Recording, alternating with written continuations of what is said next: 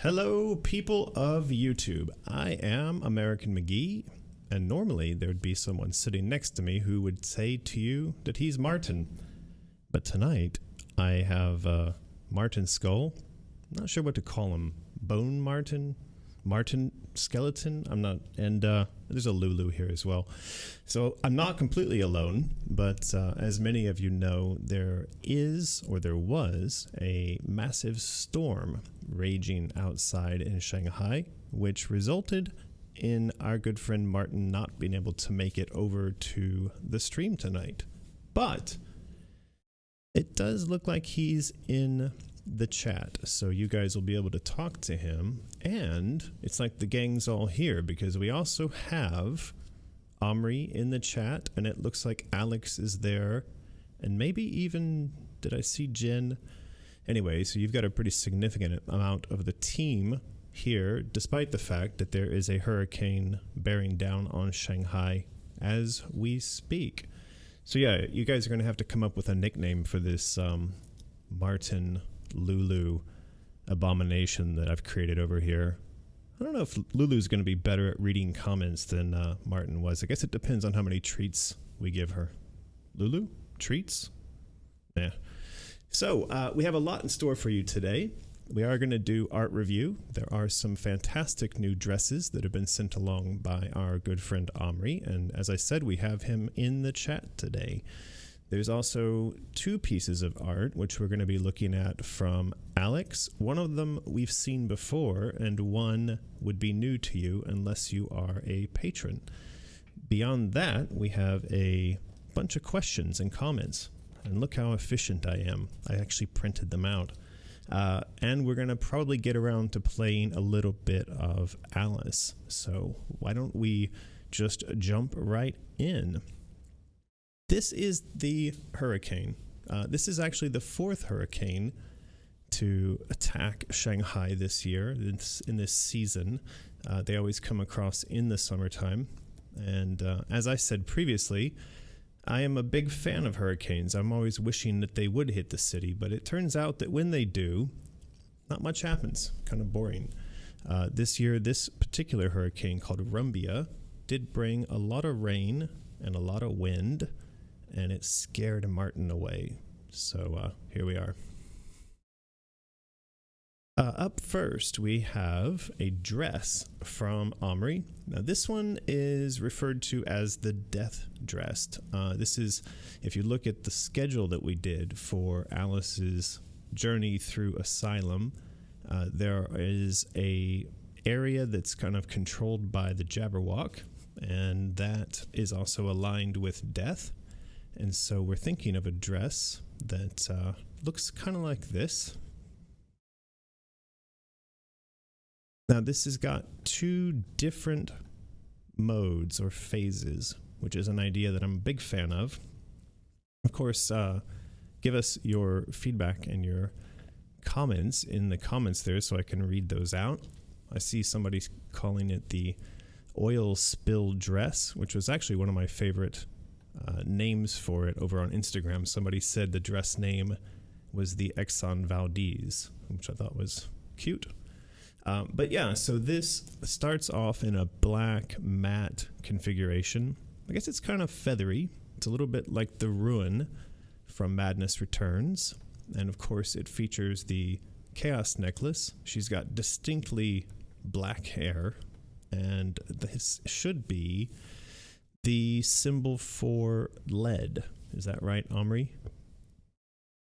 So, yeah, in the normal mode, she's looking pretty svelte. I think this is, as some people I saw comment, closer to the style and the shape and the color that they would have liked to have seen, I think, for...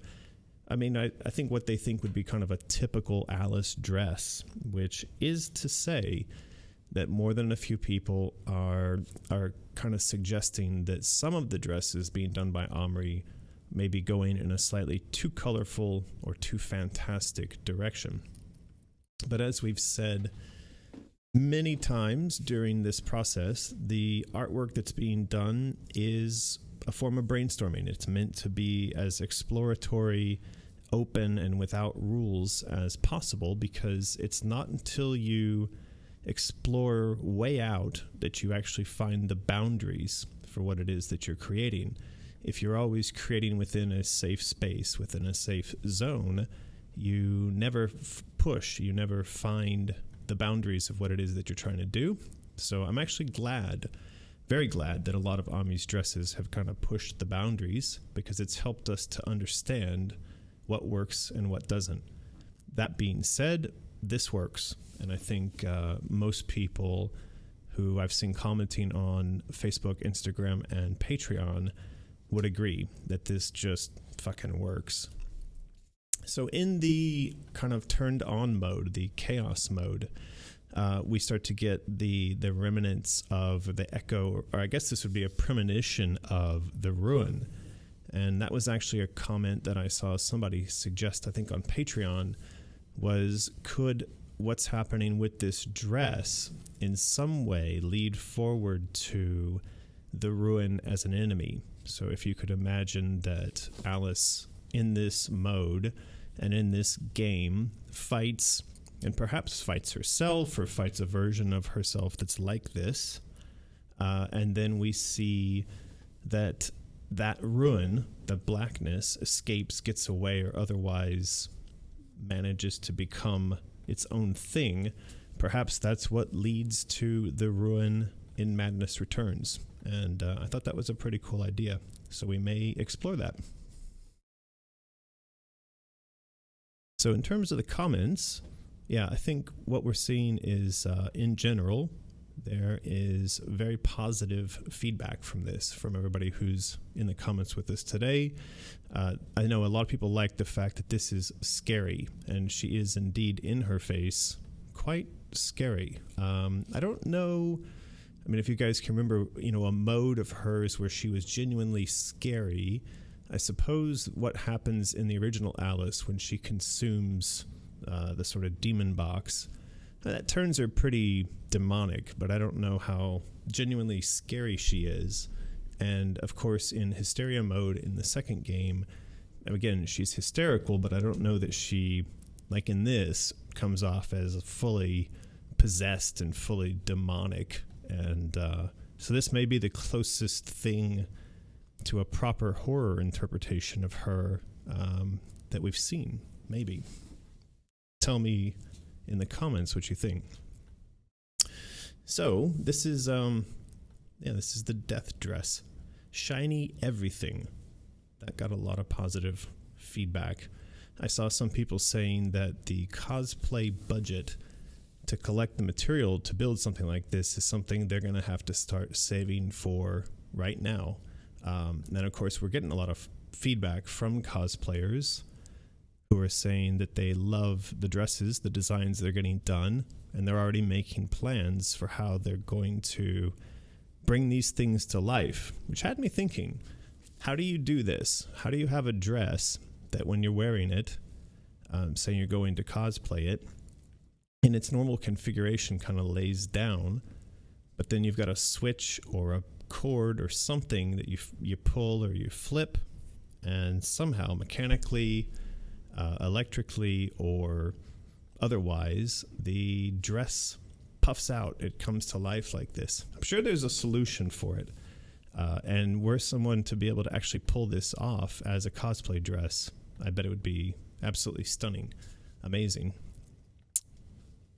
This is the Pleading dress. We had actually shown this one before, and I thought I'd bring this up because I know a lot of people tonight are coming over from the EU and perhaps have not had a chance to watch one of the streams live while we've been reviewing some of the more recent dresses. So again, a dress from Omri. This one based largely on the actual Alice Liddell in her original dress from this photograph.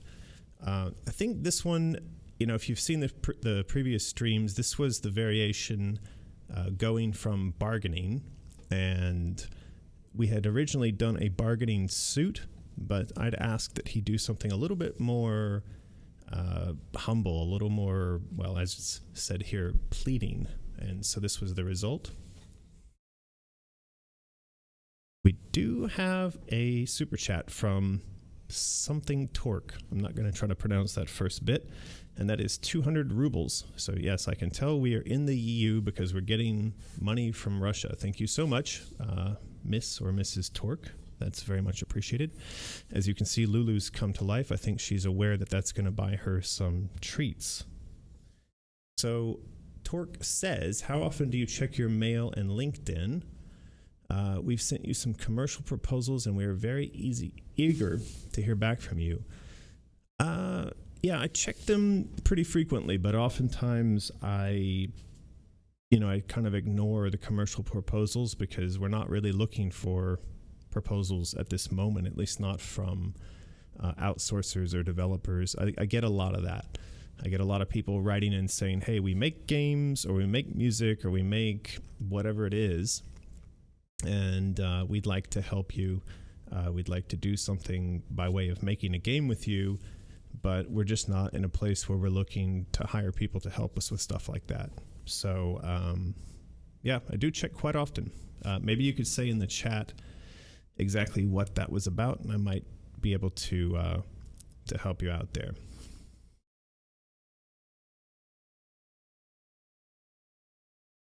So back to the Pleading dress. Now this is supposed to be from the Hatter's world, and this is supposed to be related to Mercury, and so he has incorporated liquid mercury and the Mercury symbol on the necklace here. Speaking of, we are actually starting to move forward on the Alchemy necklaces, and I think we're going to be getting some samples of those pretty soon. So if you've not seen that concept, they are actually over on Mysterious. This is just sort of a wooden laser cut version, but we do have a lot of interest in these. And so there is a factory now that is going to start work on a stainless steel collection of these as pendants for a necklace, and then a necklace as a set that goes along with that. So hopefully we'll have something to show for that soon. My Martin replacement is not sure what she's doing. What are you doing over there, Lulu Martin? Yeah, I think she's just thinking about treats. Right.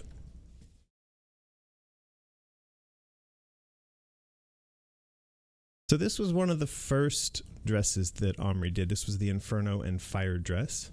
I brought this one in there because it's the other sort of black dress that we have. And I think prior to the Death dress, I was pretty sure that this was my favorite. And it might still be. I think it's pretty high on the list of the dresses that I really, really like. And also high on the list of the dresses that I'd actually like to see people try to pull off in cosplay. I'm a big fan of these darker dresses, and this I think also carries across the sort of traditional or the expected shape that Alice has. And so when we presented this dress originally, we also got a really positive amount of feedback on this. And so I think for Omri, I think he's becoming aware of sort of the general shape, the kind of cut of the dresses that are most positively responded to. And so I think that these two, the Fire dress, the Inferno dress, and the Death dress, they very clearly can go into her wardrobe, and I think that they can very clearly inform the types of dresses that get done.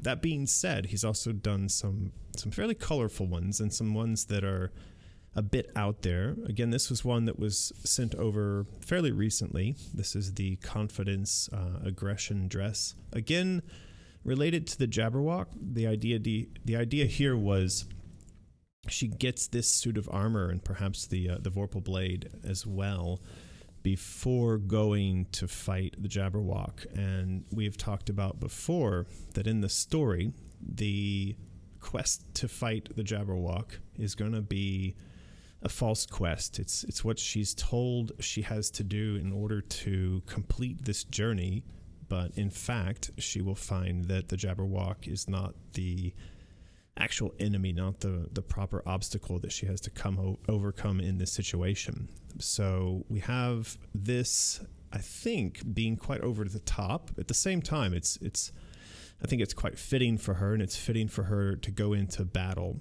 But we're probably going to see her go into battle with this and then be stripped of it. So we're kind of building her up to become this mega powerful warrior, only to have her realize that it's not about fighting the Jabberwock, nor is it about becoming strong or powerful in this sort of external fashion.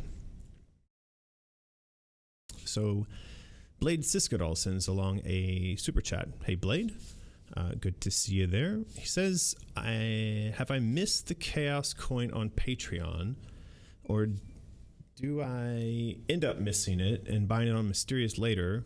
Would you still get the message in the game? That's a good question.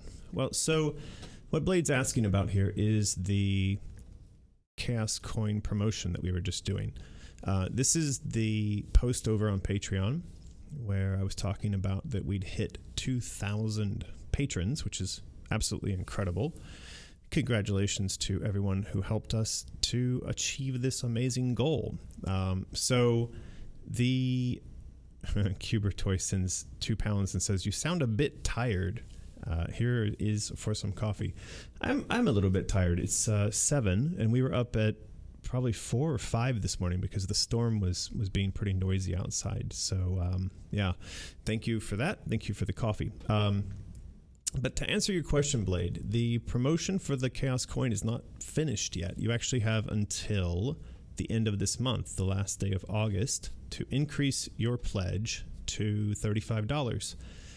Doing that and being processed for that $35 for August will get you the coin, period. That's it. And in fact, that is kind of what's outlined in this post and some of the other posts. I tried to make this as simple as I could, and I think there was one of these that said something like 2 steps. 2 steps and you get the coin. Step 1 was increase your pledge to $35 right now. Step 2 was wait until middle of September. And step 3 was, that's it, pass go. You've collected, here we go, you've collected the Chaos Coin. So there's really not much more to it than that. I don't know how to make it more simple. And we've actually seen quite a lot of people trying really hard to super overcomplicate this. So I'll give you some of the questions that we've been seeing here. So one of the questions that that Martin got was, I pledged after you hit 2,000 patrons. Do I still get the coin? The answer is yes. The reason being, the 2,000 patrons was a goal for us on Patreon. We wanted to reach a certain number of patrons, and in order to do that, we offer a prize, a reward. So once we hit that, it unlocks the coin, but it doesn't stop us from, collecting more people at $35 who could get the coin themselves. So you can still get the coin for $35, and it's a whole set. It's this thing. You can look at the box here. So it's like a box, and in the box is a bag, and in the bag is the coin, and there's also a holder in which you can put the coin as well. So you're getting the whole set sent to you anywhere in the world. That is express shipping with tracking, and so you don't have to do anything except pledge the $35, be processed for the month of August, and that's it. Done. So Nikita comes back and says the first word in the name is Nikita, and the next part here is that it was a letter from MST on the 10th of August, and good luck with the EA negotiations. Well, Nikita, thank you for that. Look, I'm sorry if it was an email that was suggesting that you guys want to do development work for us, or you want to, say, do sound effects or anything like that. A lot of times I don't respond to those just because I get so many of them. So I would just say, like, if it's something other than that, like if you're writing to say, hey, we've got $20 million and we want to help you fund the next Alice game, great, write back and say that. If it's, hey, we're an outsourcer or a developer, then there's no need. We don't have need for it right now. So thank you very much. The Grand Admiral says it's sad not seeing Martin. I agree. I feel sad. This Lulu, as a co-host, she's okay, but she's very quiet, and she's not engaging in any banter with me, so a bit of a problem. So here we go. That Bloody Panda sends along a super chat and says, 50 pounds. Oh my God. The last time I donated 50 pounds, it was 2 a.m. and it's currently midday. I love the dresses and the work you guys are doing. All the love and support. Well, that Bloody Panda, thank you very much. Very much love to you. And we couldn't be doing this whole process without people like you. It's a very, I think, new thing that we're doing, where we're sort of crowdfunding, crowd designing, crowd marketing this entire process. And I have to say, I'm really pleased with it, really happy with it so far. We've been having a really good time. So back to these Chaos Coin questions really quickly. The second question was, I need to pledge for 1 month. Is that right? And yes, the answer is yes. You only need to pledge $35 for 1 month. Now, if you previously pledged any amount of money, it doesn't count. It has to be in this month that you pledge 35 or more. Someone asks if they get the coin plus necklace plus art print if they pledge $75. And the answer is yes. You can actually go over here on Patreon and see we have different tiers. And at the $75 tier, you actually get a necklace, the Chaos necklace. You get an art print. And in this month, you would also get the coin set. So that's, I mean, honestly, that's probably the best deal if you wanted to go that route, to get 3 things for that one price. And then, of course, after that, you could cut the thing off or just reduce it. Number 4, somebody said it costs more because of VAT where I am. And so Martin made a note that this isn't really a question, but just some people bring this up. My response to this is, yeah, VAT sucks, and it sucks wherever we are. Here in China, everything gets hit with VAT that's not made in China.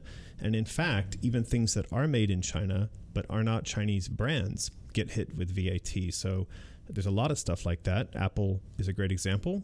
If you buy a Apple product here in Shanghai, it'll cost you upwards of 30% more than if you were to go over to San Francisco and buy it, despite the fact that it was made here in Shanghai. So, yeah, we hate VAT as well, but we're not politicians. We have no control over that stuff.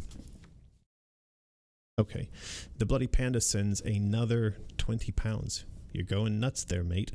So thank you very much for that. And he says that he should have sent a shout out to his girlfriend, Eve. Well, hey, Eve, here's your shout out from your Bloody Panda. You might want to get that blood looked at. Alice on Elm Street. Wow, you're up late or early. Said, I helped for an Alice in Wonderland charity haunted house, and I did the music. I mixed the music from the Alice games and songs from the Disney OST. That was the soundtrack. I'd love to send them to you so you could listen. You can do that. So you just send a link to mysterious@americanmcgee.com. That will come to me and Martin, and we can have a listen. So just quickly, we have one more thing for the Chaos Coin. There's one more question. If you do get a Chaos Coin, you get your name and you get a message on there. And so someone had asked what the limits for those things are or would be. And I think somewhere here on that page, on the Patreon post, I said your name you can express in 64 characters and your message you can express in 256. So yeah, that's sort of the kind of general questions we get. It seems people are really good at coming up with questions about this promotion. But at the end of the day, the simple thing is you can get the coin, which gets you the virtual coin, and you can get it sent anywhere in the world, so long as you jump in on this promotion before the end of month. So there you go. Angelic Brandy. Sounds good. Not a big fan of brandy, but I suppose angelic anything would be all right. So asks and sends a super chat, $5. Thank you for that. Question: what type of message we put in the game? Mine are all Alice inspired from your games and the original book. Yeah, so it could be basically anything, as long as it's not offensive, sort of in general. We don't want you offending groups or classes of people or other gamers. So you want to try to keep it something, relatively neutral. But aside from that, that's about the length that you would have for a tweet. And so if you can think of a tweet-worthy message that you'd like eternally branded into the game on your coin, then go for it. And you've got a little time to think about it, because it'll probably be 2 years from next year before we're even looking at the game being released. So, yeah, something to ponder.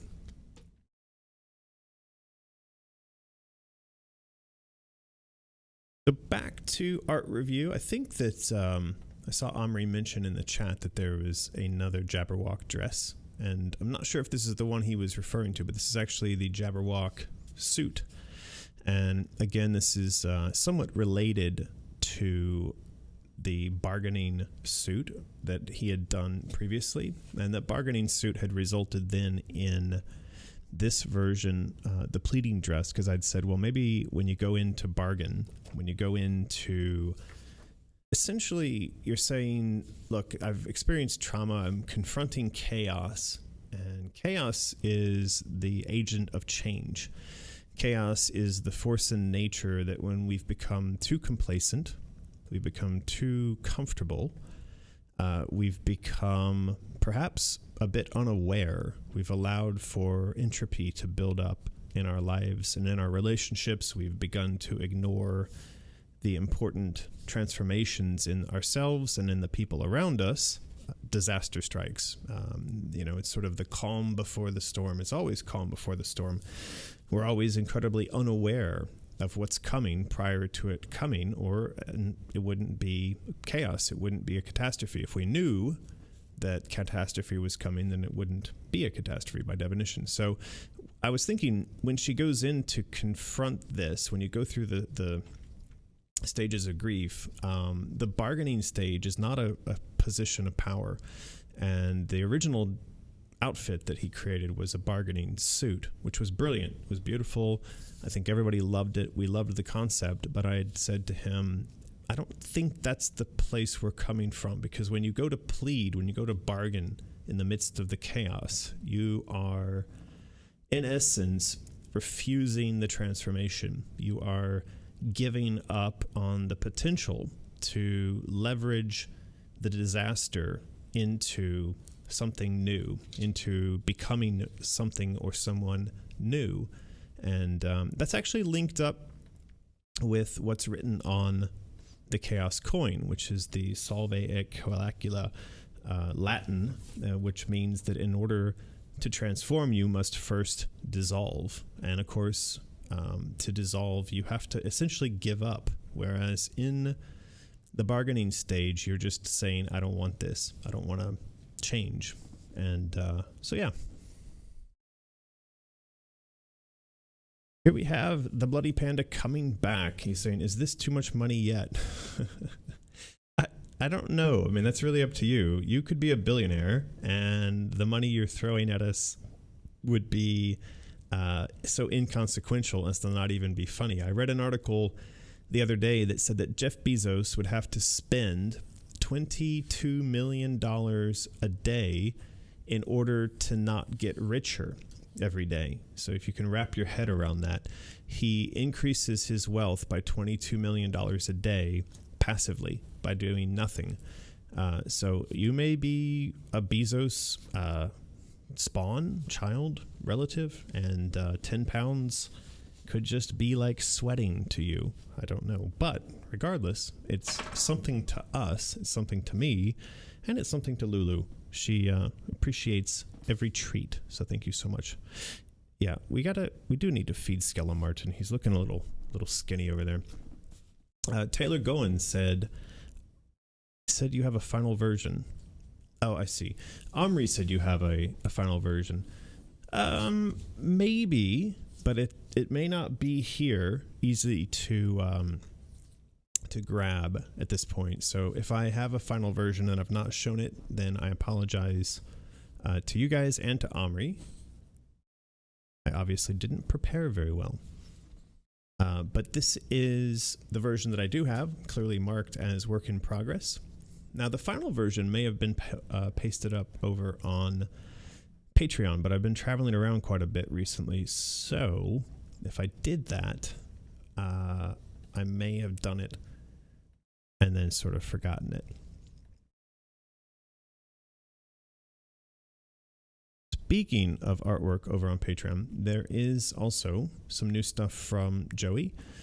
So if you are on Patreon, you will have seen this. This was the flower enemy that she's done up. And of course, these are taken directly very much from the books, in which we do have the singing flowers that Alice interacts with. I see Joel saying, wait, where's Martin?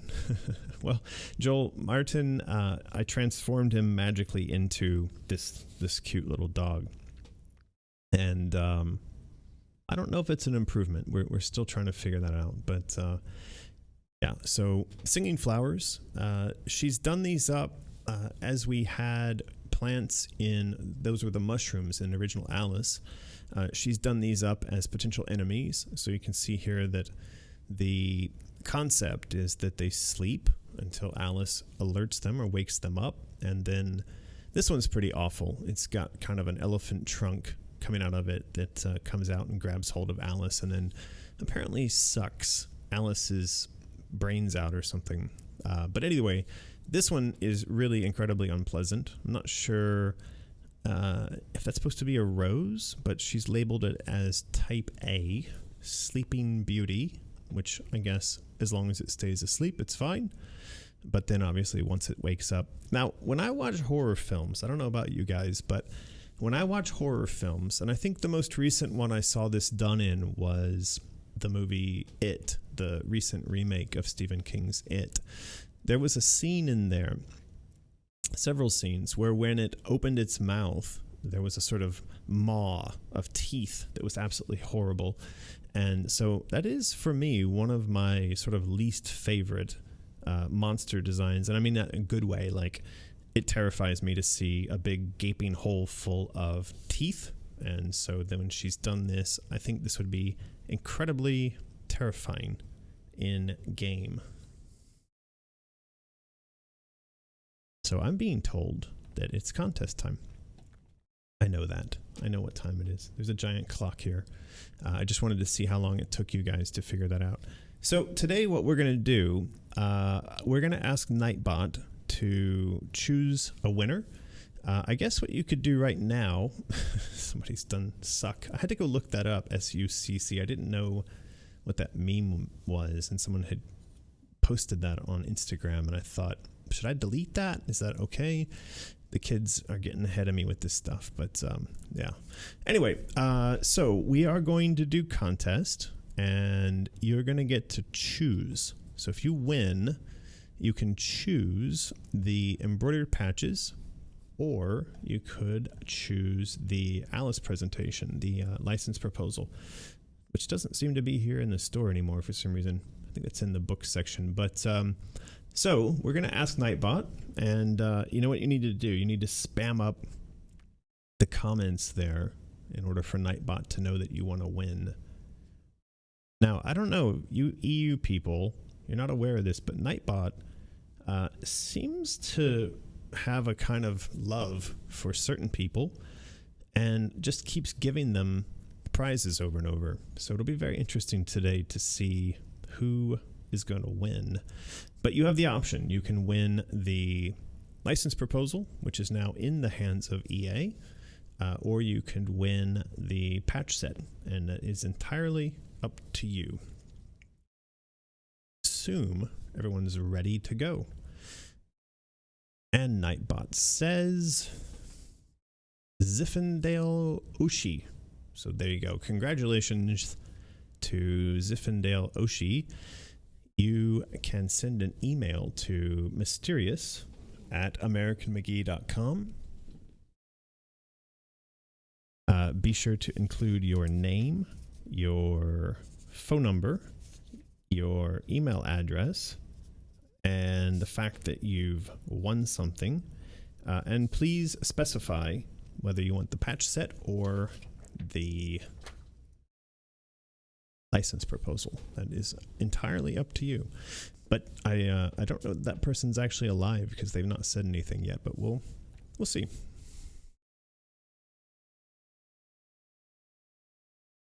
So this brings us to a new piece of art from Alex Crowley. And I did see that Alex is there in the chat, and he has done up this fantastic card guard art. And I'm very curious to hear the reaction from everyone on this. Alice on Elm Street's asking, why are we saying congrats? You are saying congrats because we had a contest, and because Nightbot chose Zinfandel Oshi to win a thing, but that person's not yet responded. So perhaps we won't be giving that to that person, and we'll just roll again. Truth Decay pops up. Thank you. Very nice to see you. You must be up late or early, one of the two. And asks if there's any progress on the Alchemy key pendant necklace. And the answer to that is yes, very. I did mention that just a minute ago, but maybe you weren't here. The Alchemy key pendants and necklace, those are going to be a set of 5 Alchemy Alchemy keys, the symbols turned into keys. Now this you would know from Madness Returns. And these are going to be done in stainless steel, 50 millimeters high by 3 millimeters thick. And they will be delivered with a stainless steel necklace as well. So we now have a factory working on samples for this. And that means that in 2 weeks or a month or so, we should have an actual physical set of these to look at and take photos of, and then share with you guys. And yeah, we'll be able to add those to the shop. Maybe we'll make them into some sort of patron reward. Though I think the next patron goal / reward is actually going to be another set of patches. So we'll see.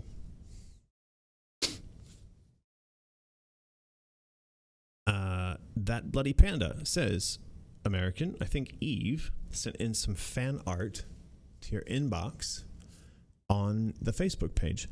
And wondering if I got that fan art. I don't know. I don't always look at the inboxes. That would probably be more of a question for Martin, because Martin does look at the inboxes. But we do get a lot of messages, and yeah, it's not always that we see those things. Could do mysterious@americanmcgee.com if you wanted to email that over. So Alice on Elm Street also sending a super chat saying it's 7 a.m. where he is. And yeah, that means you're somewhere on the east coast of the US, I assume. It's or in the middle. It's 7 p.m. here in Shanghai. So the card guard art. This is now turning into a set. And I really, really love these images. It's pretty clear that these are all going to have to become posters, which will be connected to Patreon and then also uploaded to Mysterious. And this is the second one. I think he's working on the Queen next. He's in the chat. He might verify that. But when I mentioned the Queen, I did say we need to see some tentacles. So we should expect a very tentacly rendition of the Queen in this style. But of course, this is based on one of the card guards from her domain.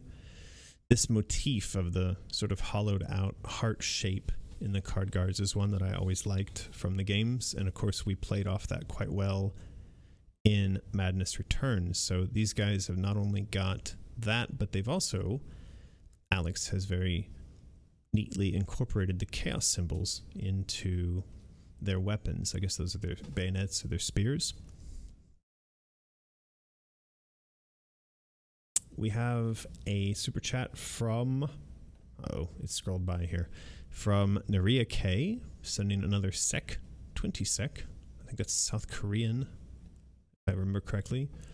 But sending along some 20 sec and saying, wow, a European friendly live stream. Yes, well, we do try to do these from time to time. It's funny though, we did get a bit of backlash. I saw people saying, I won't be able to join, I'm not awake for that. And I just think we can't please everyone. I don't know what to do about this. Anyway, every once in a while, we're going to stay up late and we're going to have a live stream for you guys in the EU zone. Somebody says they liked his heart nipple. I suppose that's what this is. I don't know. It's a bit far to the side there to be a nipple. You'd think that if he had nipples, they would have been knocked out by whatever took this heart-shaped chunk out of his chest. But, you know, if you want to see nipples, you're welcome to. I do see a 3 here. So maybe Alex is trying to hide some subliminal insanity in this image. Cubertoy says, this style would be perfect box art. Steelbook. Yeah, it would be. Alex has actually done up some very nice... And thank you for the super chat, Cubertoy. Very nice of you. Good to see you here. Alex has done up some very nice imagery, which I think could work very well as the box art. And in fact, the thing we've most recently worked with him on, he proved himself in spades at being excellent at designing amazing boxes. I don't know how many of you've seen, but the Out of the Woods box, which I have here, I think it's upside down. This was his design. And of course, Out of the Woods was the project that we kickstarted last year for an illustrated book, for a card game, and for a coloring book. And we had one group of artists that did all the artwork for the cards themselves. So that would be like the rats from... Come on, focus. It's not going to do it, is it? But yeah, those would be the rats from the Pied Piper story, as an example, as one of the cards. But it was Alex who did all the other graphic design and original artwork. So like the card backs, the boxes themselves, the instructions that are going in here. And he's also the one that helped to define the design and the materials used. So like the foil that's used on there and the UV and all that kind of stuff. So he did a really amazing job on that. And yeah, I think having him do more art along those lines, everybody would be very happy with that. So this was our card guard. I think this is going to be an art print very soon. This was the image that he'd sent along previously that started the series, and this is still what is set as the background on my desktop and on my phone, actually. I absolutely love this. Oh no, I take that back. I lied, Alex. My phone is still the red Cheshire cat image.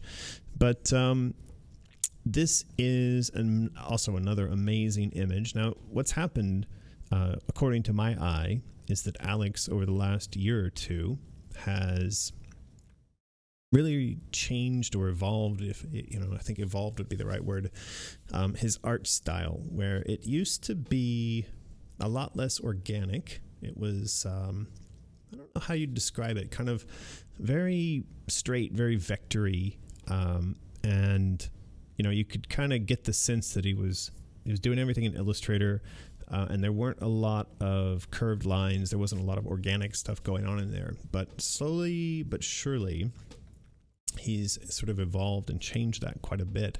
And these two recent images, I think, are really great examples of sort of where he came from and where he's going. And the evolution is, in my opinion, fantastic. So we have a super chat sending along 5,000. Yeah, I don't know what that is, but it's a W with some lines through it. So thank you, Steph Tiramisu, for that super chat. She asks, would you consider making the Alchemy keys into a sort of charm bracelet? So apparently that's a Korean won. So I don't know what the other thing is, the sec, but anyway. So Steph wants to know, would we make this into a charm bracelet, the Alchemy keys? Yeah, I've thought about that. Lulu, what do you think? Should we make those into a charm bracelet? I don't know. Shoot, her opinions on jewelry, not always the best, but we could. The first go round is going to be the larger pendants for the necklace, and that kind of gives us a safer place to test the production and the quality out of this factory. If they are able to do a good job, then I think that the idea of doing the charm bracelets, for sure, we can give that a shot. So sorry about that. Just had to get the dog off the chair. Fictional Ain sends along $2. Thank you very much, Fictional. Will you be incorporating the looking glass? I assume that question is related to Lulu. That's really not necessary right now.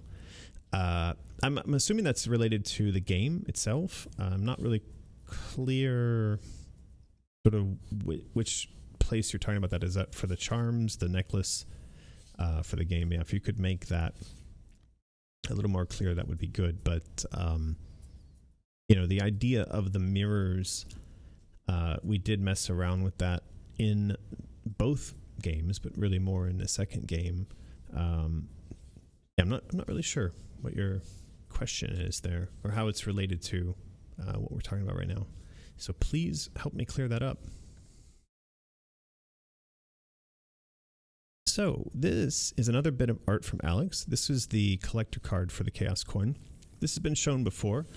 I think that what I wanted to do here was just to quickly go over those Chaos Coin questions and then talk about what you get. And this would be part of it. This is the box containing the Chaos Coin, the holder, the little carry bag, and then of course there is the collector cards, and all of this stuff is put together. I think we do need to ask Martin if the card files have been taken around to the print shop, because I'm not sure that that's been done. But assuming that's been done, then I don't think there's much else left to do other than wait out the end of the month and then collect your addresses and then send these things out to you. And we did make the request in one of those recent Patreon posts that if you back for this, that you don't change your pledge until mid-October. That makes Martin's life easier. Martin's sending me text messages on my phone. He's saying, "You have a final version of that dress. Jabberwocky." Martin, that may be true, but as you know, when you're in the midst of a live stream, it's not great to go poking around in email and trying to point OBS at some file or other. So you're not here, and I have to do all this by myself, so you can just stuff your phone messages and let me get on with what I have prepared. Thank you. That's why I turned you into a skull, Martin. You got just a little too cheeky, so there you go. Skull Martin.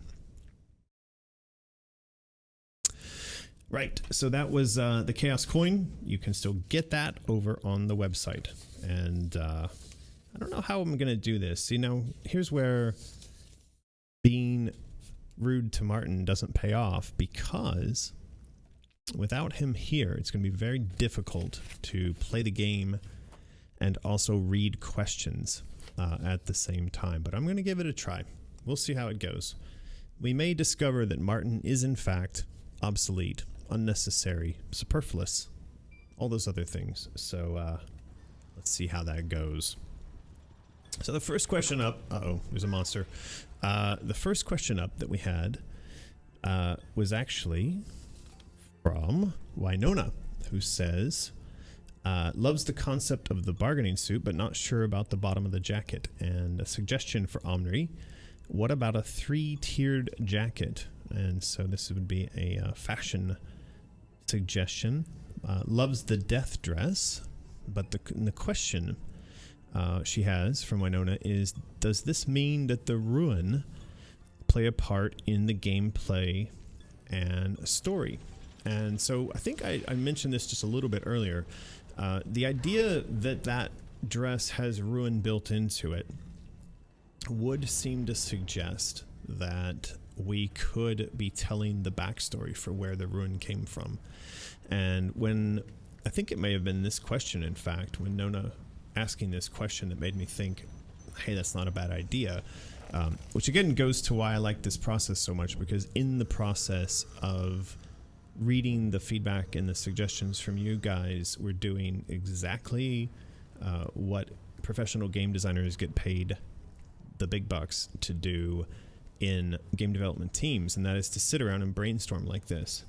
But I think one of the things that happens there that we're not suffering from here is that there's usually like a massive time crunch, and you end up trying to smash together as many of these design decisions and discussions in as small a possible space. Then you also get a lot of politics as well.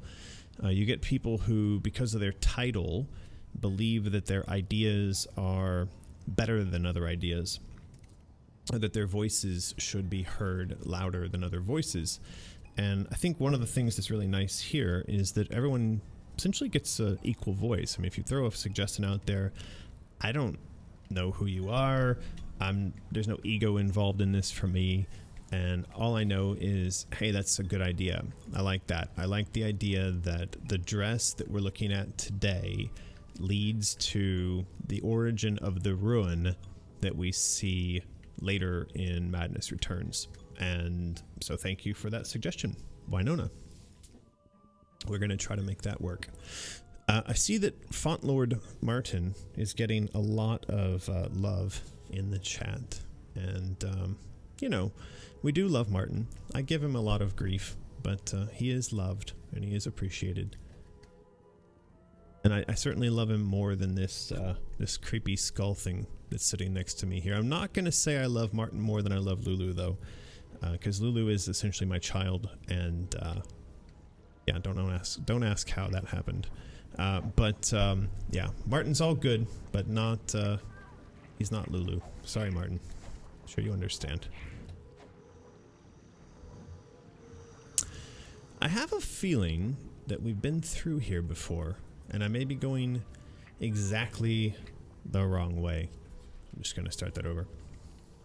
I'm pretty sure that that's the case. So we have another question. This is a suggestion from... Oh, there's a super chat from Chaucette sending along brain fuel money. Any chance to see Lulu playing Alice today? Yeah, you know, I'm always worried she's going to knock over some element of the studio when we're trying to broadcast, and so I'm kind of glad that she decided to jump down there and isn't still co-hosting with me, because I don't know what would happen if she decided suddenly to like jump on a table or do something wacky. She is sniffing around on the floor here, though. So Austin Cook sends a suggestion. He says, instead of one specific chaos mode, and he's referring to the idea that the dresses would have chaos modes. He says, instead of one specific chaos mode, every dress has a chaos mode suited to the dress, and only she can make the chaos work if she finds the correct runic symbols in each world. Yeah, I like that. This was mentioned on, I think, one of the comments and over on Patreon. and we've talked about it a little bit here as well, that perhaps each and every one of the dresses has 2 modes. And so what you could think is sort of the way that Hysteria pops out of any dress. What if we had Hysteria-like modes, except that each dress sort of informed what each of those modes looked like? So you would have essentially Hysteria specific to a particular dress. Now that means a lot more dresses, but that could be quite interesting. So yeah, that's a good one, Austin. We like that. Those of you in the chat who know where I should go next, feel free to say, because I'm not great at playing this game in general, and I'm much worse at it when I'm trying to answer questions and look at the chat and all this other stuff that's going on. We really just need some sort of like GPS built into the game. Maybe that's what should be in the new game, an autoplay mode.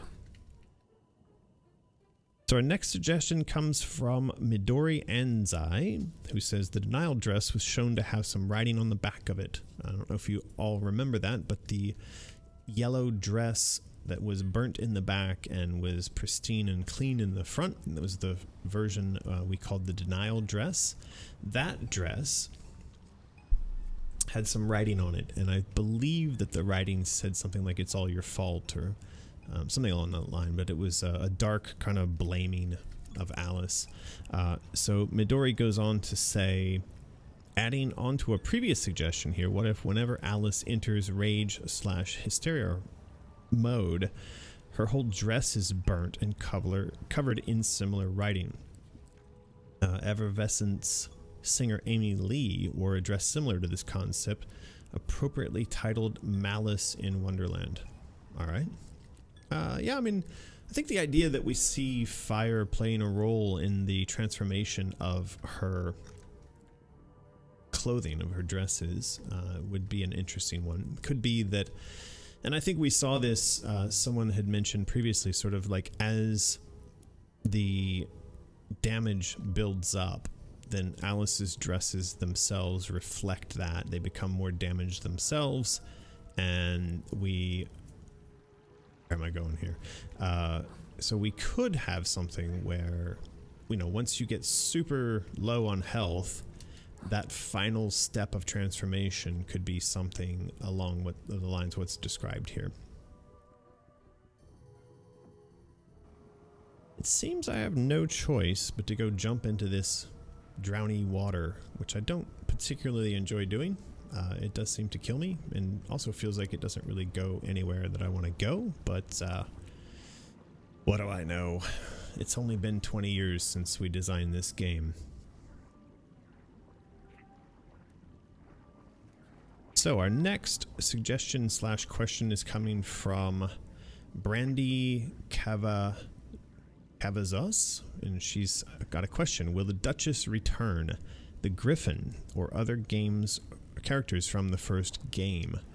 And so the answer to that question is yes, very likely. I would like to see all of the original characters make an appearance in this game as much as it makes sense for them to do so. And we will need to kind of be careful if, like, for instance, there was a suggestion that one of these characters was already dead, then we wouldn't want to be illegally reviving potentially dead characters. But I don't think that, because of the timeline, I don't think we're really going to run into that problem, but we will take a look and see. But yeah, I think the Duchess, the way she was rendered in Madness Returns, was fantastic. I know a lot of people were big fans of her, and I would like to see her come back and sort of in that same role. And the Griffin, you know, he was never my favorite character in this game. I remember we gave him like a kind of an American accent, and so he just, to me, it always felt kind of jokey that he was sort of like Captain America, you know, come Alice, we've got to save the day, and it just didn't do it for me. But yeah, I think if we bring him back, we'll make sure that he's got a more appropriate accent. So Andrea Rodriguez sends along some money for treats for Lulu. Mrs. Martin, but loves your live streams and work and sends support from Portugal. So thank you very much for that super chat. That will give us a moment to take a break here and do a little bit of contest. Now, once again, you're going to get to choose between either the embroidered patches or the license proposal. Lulu, what are you doing? So you're going to want to spam the chat. You could spam the chat with what sort of treat you would give Lulu if you could give Lulu a treat. I'm sure she would appreciate that. She's giving me a look. She's definitely got treat on the brain. So you spam up the chat with what you'd give her if you could. And, you know, she pretty much eats everything.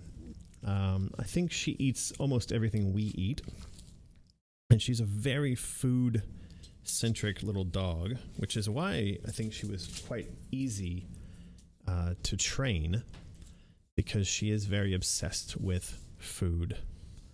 Uh-oh, that was somebody sending a super chat in the middle of the spam. Cavazos is how it's pronounced. That was my question. Thank you. Well, there you go. You got your question.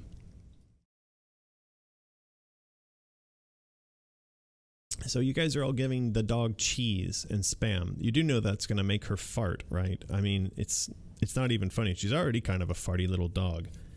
And now you're suggesting that you're going to give the dog cheese and spam. That's not great. She farts a lot. She gets angry at her own ass when she farts also. And apparently what she does is not called motorboating, and I do know what motorboating is, but what she does is called scootering. And she does like to scooter, and that is when they scooch their little butts along the floor. I'm not really sure. It must feel good to dogs because they all seem to do it, but there you go.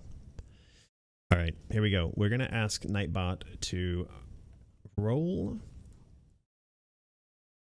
And so Black Tonks is the winner just now. Congratulations, Black Tonks. You get an embroidered patch set or I should say, the license proposal. You get to choose. And it seems like our previous winner never claimed their prize. So I'm going to roll it one more time. And there you go. Taylor, see? What did I say? The Nightbot seems to really love people who come back repeatedly. So you two, Black Tonks and Taylor Gone, you've both won. So you need to send along an email. In that email, you want to include your mailing address, your email address, your phone number, and you want to say that you won. And you also need to say what you want. Choose between either the embroidered patch set or the Alice license proposal. Either one of those is your choice. And I think today we're not giving away any of Greg's junk, nor any skulls or whatnot. So congratulations to you too. Right. Next question comes to us from Salah Ubu Rashid, and he says, question, will the game have music in the background like Alice Madness Returns, or will it be more silent like American McGee's Alice? I was listening to Show Me a Dinosaur by Evolvent, full album, and I thought that something like this would be nice to listen to in an Alice game. So I'm a little bit confused by this comment from Salah, and I am going to have to admit that it's not the first time I'm confused by a question or comment from Salah. He has a very unique skill that involves confusing me, but I'm very glad that we have him as a patron, because life would be a lot less interesting if he were not being confusing. The reason this confuses me is because he suggests in this question that there's not music playing in the background in American McGee's Alice. And since we're playing American McGee's Alice right now, and you can hear music in the background, it sort of suggests that Salah I don't know, hasn't played the game or had the music turned off or something. I'm not really sure, but yeah. So we're gonna have music playing in the background in the new game, just like we have playing in the background in this game. So I'll have to give your suggestion of music a listen. Now, Alice on Elm Street sends along another chat. It says, super chat. Thank you for the super chat, Alice. Alice says, what if Alice reacted to her dress switching? She notices the change and doesn't know how it happened. If the world changes, it would not be very chaotic for her. The player has control, but Alice does not. Well, I think this goes to one of the points that I've made in previous streams about a general concept I have for game design, and I've talked with Martin about this before. I've actually talked about this for years, and that would be that we design a game in which the character has some degree of agency. By that I mean, if you tried to put her into a situation that she felt was dangerous or uncomfortable, she would resist. And I don't know how many games out there right now do anything like that, but I think that that kind of goes to the comment that's being asked, and so perhaps we could try to make something like that happen.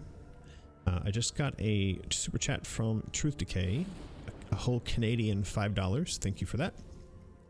Saying, can't really hear the music, any chance you can turn it up? I've tried, so you gotta let me know if that that did the trick.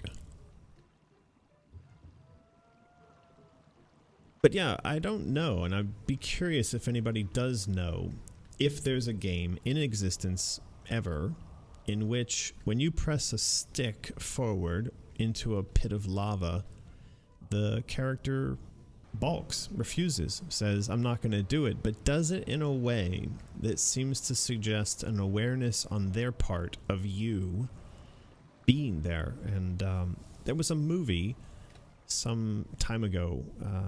It was, I think, had John Malkovich in it, or was by the same guy who did Being John Malkovich, but it was the movie in which, maybe it was Bill Murray, but the guy eventually realized that he understood that he was in a book that was being written, and as he sort of figured this out, he started to go more and more mad, because, you know, obviously if you suddenly figured out that you weren't real and that you were a character in a book, you would tend to go mad. So this idea, I don't know if it's ever been applied to a game, but that would be the question, is could we do that? Would that be interesting? I think it would be appropriate to the story we're telling, perhaps, and it might be that the ultimate choice the player has to make towards the end of the game is to let go, and that letting go allows Alice in her own agency to transform, transcend, or overcome the chaos. Fictional Ain sends along a super chat and says, are you including the Mamaraths, tiny creatures? I don't know. This is a possibility.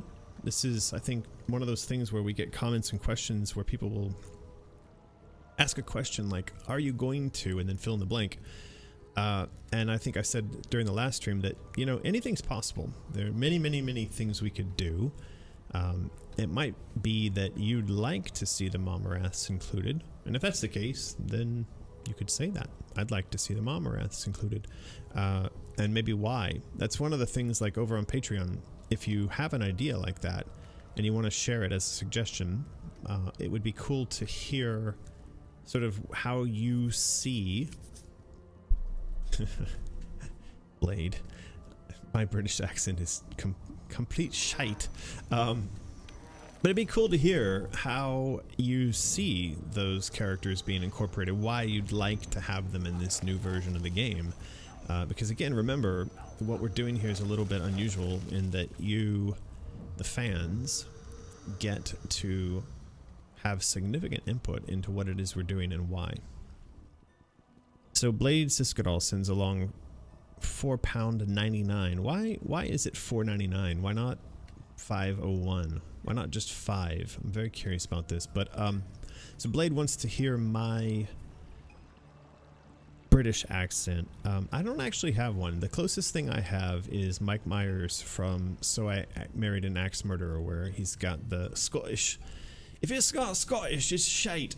And the angry old the guy's dad, who's like, heed, look at the size of the head on this thing. It's like a huge melon on a toothpick. That's about it. And it's just because I thought that movie was just so incredibly funny.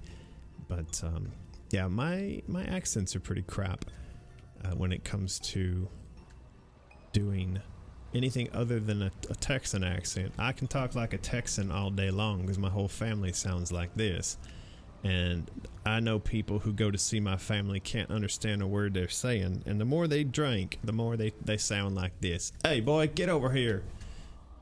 So yeah, I don't have that accent. I have what's called a television accent because I grew up watching television and not spending that much time with my Texan relatives. So Blade sends along another £1.99 and says, my phone sets it at that. I can't change the 99. Well, that's fantastic. I don't get it. I don't know why your phone would want to do that to you, but it makes it seem like all of your super chats are on sale and that we're getting a really good deal. So I appreciate that. Thank you very much. Now, I did read once about the etymology of the Texan accent. It turns out that the Texan and the British Scottish accent are closely related, and that drawl, according to accent scientists, is only a few degrees off of the British accent. And it was the Brits and the Scots going into places like Texas and bringing their accent along, and that accent melding up with other accents in the region there that resulted in the Texan accent. So there you go. Learn something new every day. But yes, someone there, Adriana McGee, apparently one of my relatives, knows quotes from So I Married an Axe Murderer. He's gonna cry himself to bed on his huge pillow. If you guys have never seen So I Married an Axe Murderer, I highly recommend it. It is an incredibly funny film. Alright, so we are going to drown while also trying to read some of these questions. Again, those of you in the chat that have any clue as to where I'm supposed to go right now, feel free to say, because I'm really shite, as Martin would say, at navigating and doing this other stuff in the background. I'm starting to realize that this live streaming thing, as a person playing games, is not as easy as it looks when you're doing it by yourself. So we have more questions and suggestions. Austin Cook comes back and says he's got a suggestion. Maybe Alice could collect marbles in her world and they can have different abilities. Or I really like the magic candles idea to give her power-ups and limited abilities. And I think there's Taylor is sending along a 6.66. It's the super chat of the beast. Thank you, Taylor, for that. We're all going to hell now because of what you've done. You know, I have relatives in Texas who are mostly, a lot of them, very religious, and they don't take those kinds of jokes lightly at all. And I remember when I was working at ID, we were in Suite 666, and this was in Mesquite, Texas, which is got a giant sign on the freeway leading into Mesquite that says welcome to the rodeo capital of the world. And it is a place of Bible thumpers and cow tippers. I was gonna say cow something, but I'm gonna leave that alone. Keep it G-rated. But so yeah, Mesquite is very religious, very cowboy, and that you would have a Suite 666 and a bunch of guys working on a game in which the story is that you're opening up a portal into hell. We don't take too kindly to that sort of thing around here, boy. But we also had t-shirts that said "Go to Hell" on the back of them, and we all thought that these were fine, obviously. But my relatives and a lot of the people living there in Mesquite did not think that was very funny, and they didn't think that Suite 666 was very funny. And there were actually kids in like the whole local high schools that had theories about us being baby killers and devil worshippers, but I honestly, you can't make a super successful video game without killing a few babies. So there you go. Black Tonks comes along and throws Euro 5 at us and says, "So happy to have won. Right now I'm just brushing my afro while I watch you play." Well, that is a thing to do while watching live streams. I'm not usually messing with my hair while I'm watching stuff on YouTube, but I watch YouTube all day while I'm working. It's just sort of on in the background with people talking about games and news and politics. But I don't really watch people live streaming games, so that's sort of a do it but don't watch it, I suppose. But yeah, if you want to brush your afro, more power to you. Thank you for the super chat. Rick sent along $4, but I don't know what Rick was trying to do with that $4, so you might come back and try that again. I do wish somebody would tell me where to go here, because I'm shite at this, and I'm dying, and I don't really seem to be making any progress.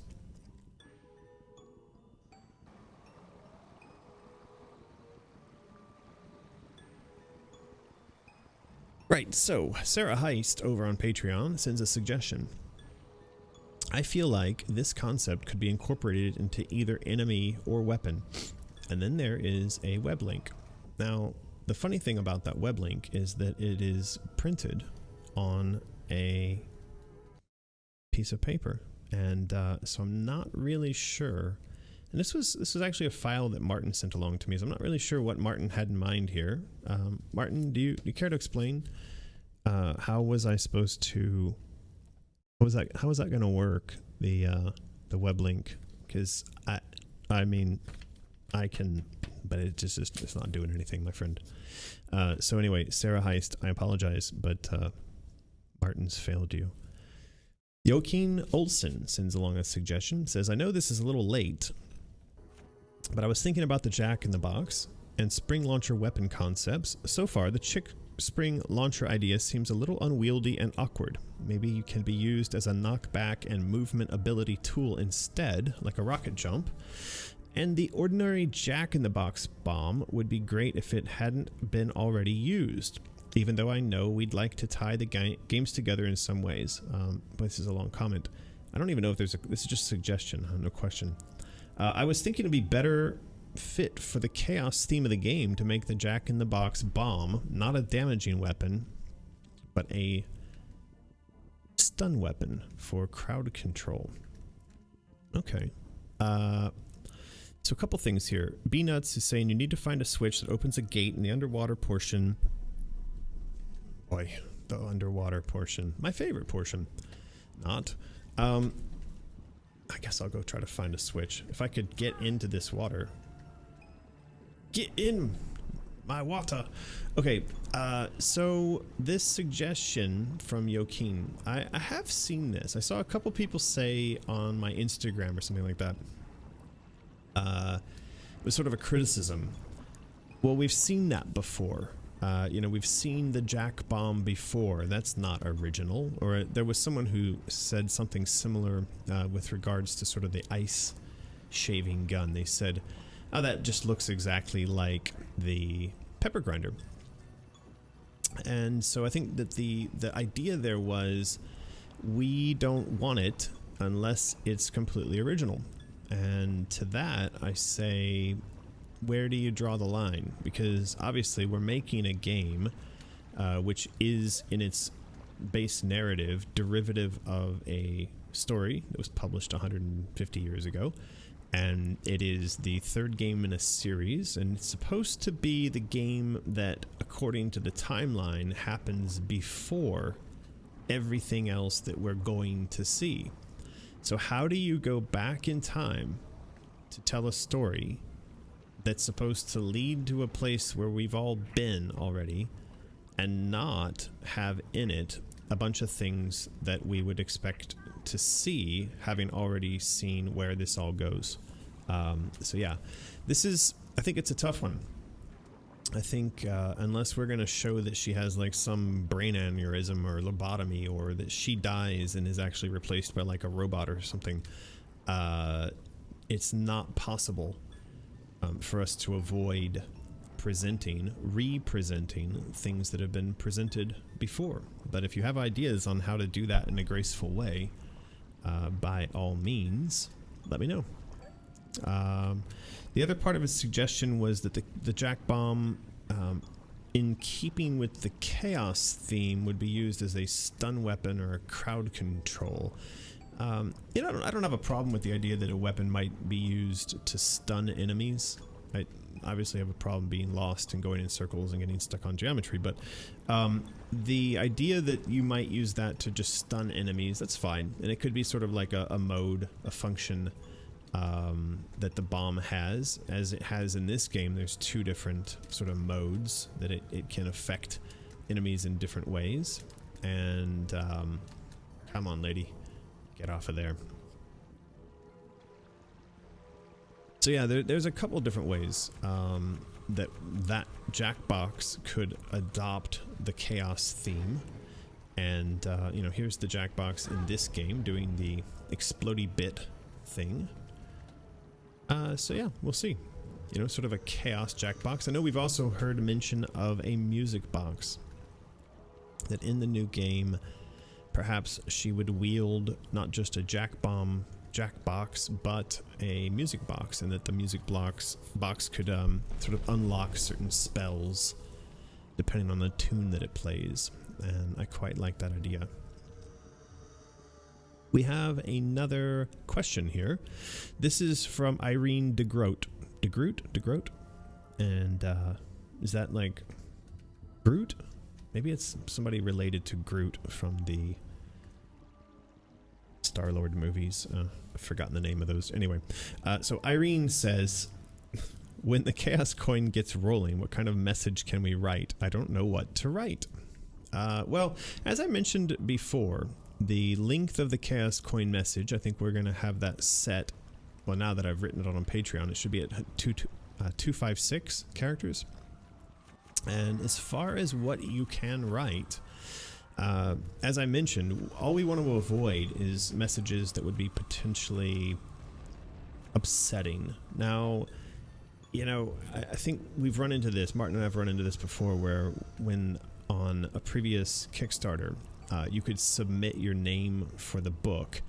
We had people submitting names that were not kind of entirely offensive, but they were not entirely great, or in kind of keeping with, I don't know, at least in this, you got to imagine that you want that coin to have something on it that's sort of kind of keeping in line with the theme. So, if you wrote and said, I wanted to say D's nuts, which I know is kind of a thing now, right? That everything is whatever, both of these nuts. I don't think any of us would want that. And, so I would ask that when you submit, oh, fuck's sake, when you submit a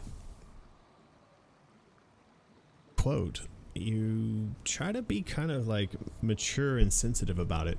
I assume anyone who goes and buys one of these coins, at whatever level, now or in the future, is an Alice fan. And I would imagine that as an Alice fan, now of course there could be trolls out there. There could be, for all we know, half of the people who've bought these coins are 4chan people who just think it's funny to get their hands on a coin and then put D's nuts all over Wonderland. But I'll tell you right now, we'll just say no. So, let's not turn it into Alice in D's nuts. Yeah. As far as the message you could put there, I imagine people are going to put little love notes and, messages to their significant others. Yeah, so Truth Decay says D's nuts have been a thing for years. Of course. But, like the Bodie McBoatface thing that happened. That's the problem. Like, I wanted Bodie McBoatface to get named that, and I think the entire internet did. And when the British government said, nah, we're not going to let you guys vote that in, I felt that was not terribly fun on their behalf. But, we're not talking about something where, you choose a message for this coin. I mean, if you wanted to write Bodie McBoatface on that coin, they wouldn't bother us. I would be all for it. But if it ends up being something that's like, I don't know, we're gonna have to figure this out. We're gonna have to figure out where the line is, where the limit is.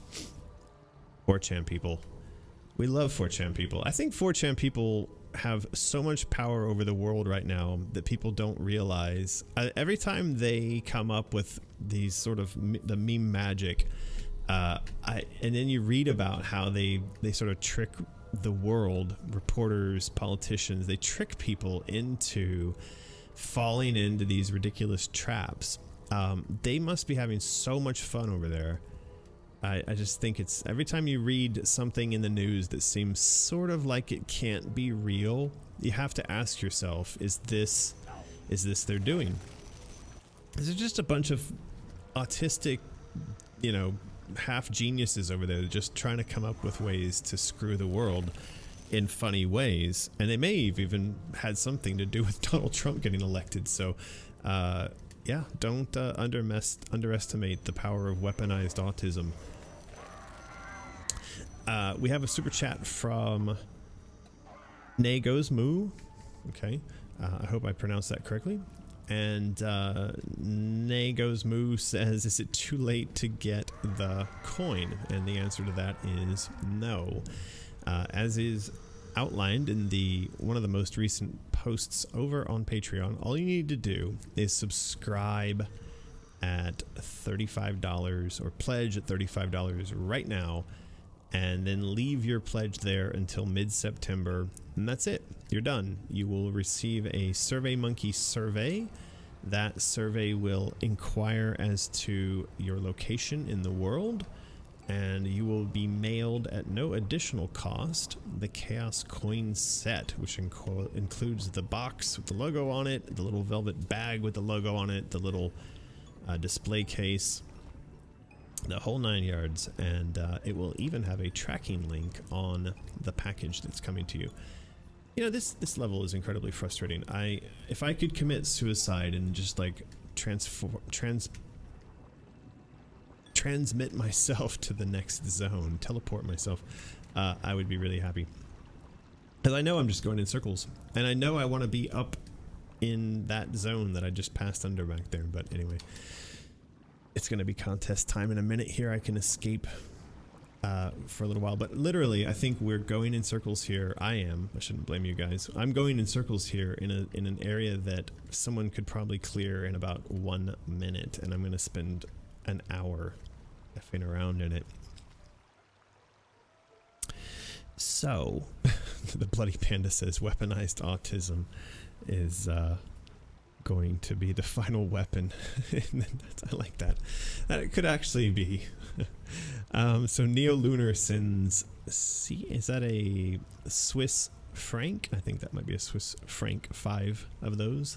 And would love to see another concept like the search for the snouts through the game. Yeah, I think we want to do a lot of that, actually. I like the collection mechanism, and obviously the coins themselves are going to lend themselves to the Chaos Coin collection, and you'll be able to run around the world. That was a question that came up. Someone asked, how many of these were we planning to put into the game?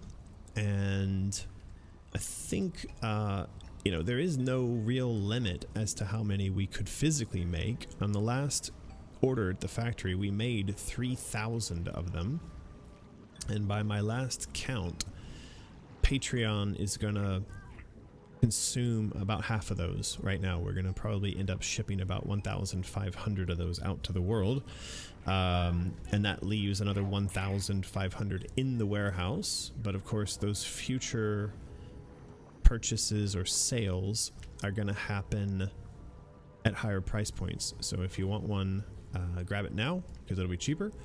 And then yeah, there will be some very interesting collection mechanism built around the Chaos Coins. So be looking forward to that. And now I'm back to the same place where I was before.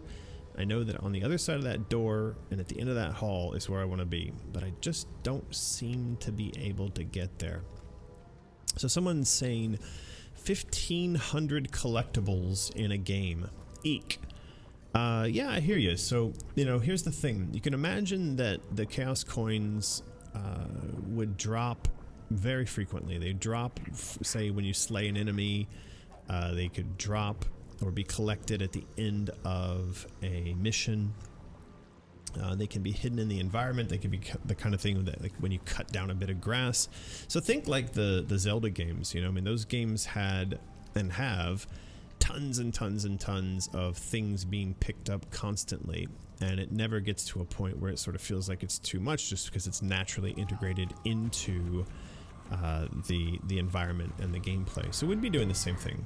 We'd be having, yes, a lot of collectibles, but there would be a lot of them dropping all the time, and hopefully in a way that felt natural and acceptable.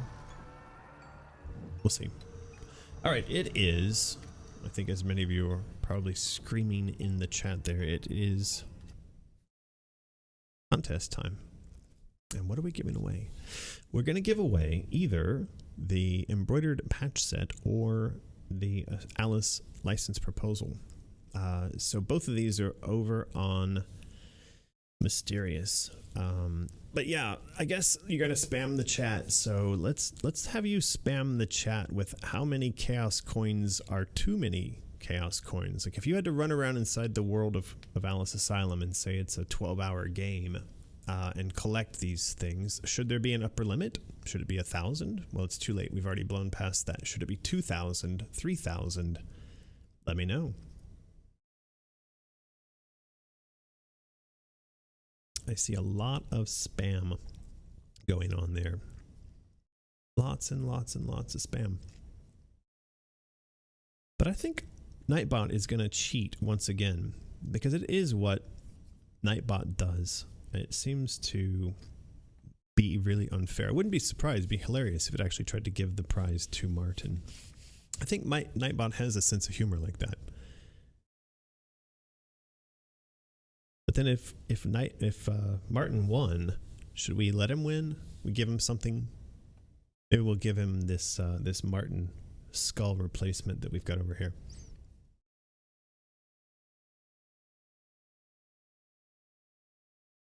All right, I think you guys have spammed up the chat quite enough. So there you go. We have Atlas Rand. And I wonder if that person has done a smash up of Atlas Shrugged and Ayn Rand. That used to be one of my favorite books.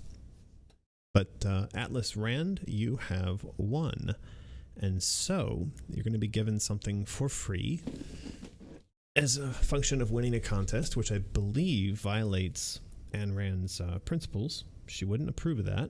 You should earn the things that you have in life and not accept handouts. But anyway, if you do wish to accept this particular handout, you will want to send an email to mysterious@americanmcgee.com.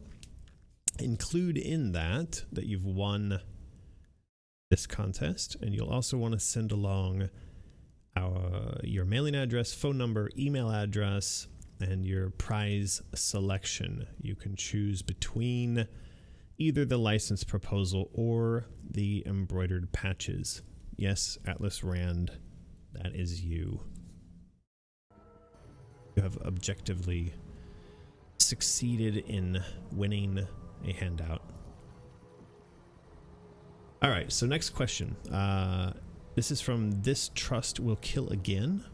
Kind of wondered about that name. Does it mean that like somebody is a child who has a trust and now the trust has come to life and is going to kill them? I don't understand. But anyway, they sent along a sluggestion. I'm not sure really what a sluggestion is, but the sluggestion is, I'd really love to see the rose's jaws open up like petals unfolding. And even if it has if it tears its face apart. All right, well, it's only a lure after all, he says. Alice on Elm Street sends along $2 and says, could we request a specific location for our coin? I don't think that that's going to be a thing. My sense is that coins, because they are going to be so numerous, that a lot of them are going to drop in particular areas, like as a function of certain enemies, or like say you cut down a tree or a bush or something. They'll be set into those places. It's my sense. Oh my god, is this the fucking thing I've been searching for the last... Oh, Jesus. Oh, jeez, Rick. We did it. Look at that, Martin. I'm not as stupid as you always say. I found the lever. So there you go. Yeah, I don't think we're going to allow people to choose where these things go, because that's going to make life really complicated. Now, that being said, it could be that once we get to that point, and you've already submitted your name, and you've already, you know, sort of gone through the process, you've got this thing in your hand, that yes, we send out another survey and we say, okay, look, we changed our minds, and you can choose where your coin is going to go. But I mean, I think that's going to be quite an interesting problem, because it's like, what if everybody tries to choose to put their coins in all the same places, right? So you're going to need like a airplane seat selector in essence, or like a concert seat selector. So you'd have a whole giant map of the world done, and then people would log into a website and they would choose, but you'd only be able to choose so long as someone else hadn't chose that same location. And so again, you're talking about a system where it's going to get really complicated really fast. It's going to be a whole virtual map of the world with some sort of like a seat selector mechanism.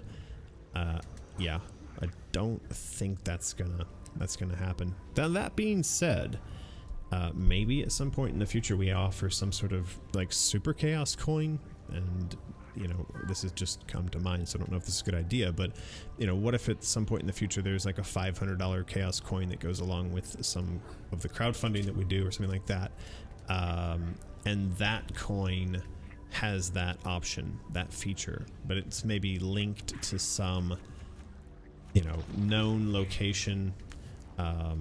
Is this kind of like a acidy goo, or is it, let me see, does this stuff hurt? No.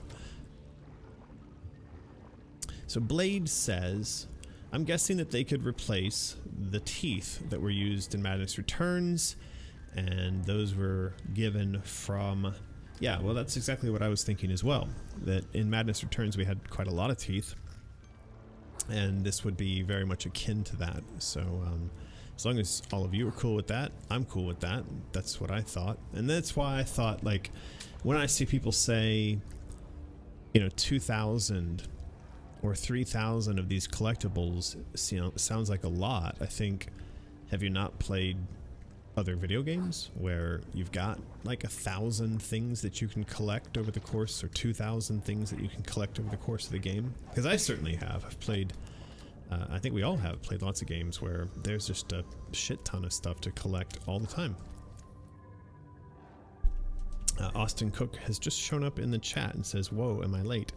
You are, Austin, because I've already read live your suggestions that you sent about collecting marbles, and I like that idea. I like collecting marbles. All the more stuff to collect. He also says that he really liked the magic candies idea, and I also like that. I think that may have been Jennifer that came up with that originally, and I'm not sure if she was the one, if she did art for that yet or not, but I did think that candies as power-ups would be really cool, and especially since our main character is a 13-year-old little girl. Having little tins of sweets, of like, you know, demonic sugar suckers or whatever that make her go a bit mental, would be awesome. So it would be good, actually, to get some of those types of things done up in concept art. So Suvi Hunanian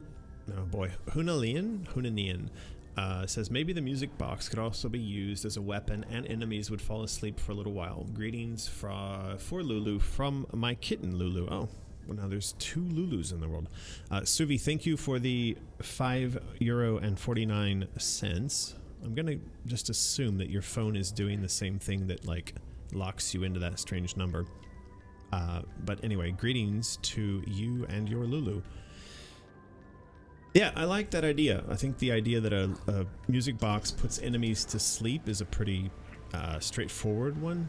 I think it would be understood as a mechanic that when you go into an environment, and especially if what we're talking about here is that there's a lot more stealth action in the game. And I have mentioned that in the past, that I see sections of this game being pure stealth. And again, now this is one of those things we all kind of have to sit around and talk about, because I don't know how much you all like stealth in games. Now, personally, I love it. I love stealth in games, especially when it's stealthing to attack, like in sniper games. I think those are incredibly fun. There's a kind of zen that you get into when you go stealthing around and then you snipe at enemies from a distance. And so I think that we have an opportunity to recreate that, and that from a narrative perspective, it makes a lot of sense, because you have this somewhat powerless 13-year-old girl who early in the game may not be in a position to go and confront head-on and violently the demons that haunt her. And so stealth would naturally play a large role in the way that she goes about navigating the world. And a thing like a music box that puts her enemies to sleep, or that, you know, she has, we talked about before, sort of the squishing the heads, I'm squishing your head, the squishing the head between her fingers as a kind of sniper mechanic. Those kind of pieces together sound really fun to me. I think having the combination of, you know, a music box that puts enemies to sleep and sniping their heads from a distance could be pretty cool. Alice on Elm Street sends $5 and says, for the super coins, each coin could be for a specific location, and people could choose based on which location they were for. Yes, I think that's right. If we did do some sort of eventual super chaos coin that allowed you to choose a location, we would have to have built a map of Wonderland, and there would have to be, you know, pretty important landmarks that people cared about. Like, here is the giant Cheshire Cat, you know, statue that sits in the middle of this zone, and you'd be able to acquire that spot, that piece of real estate, and have that be the place where your super chaos coin was hidden. So yeah, we'll see how that goes.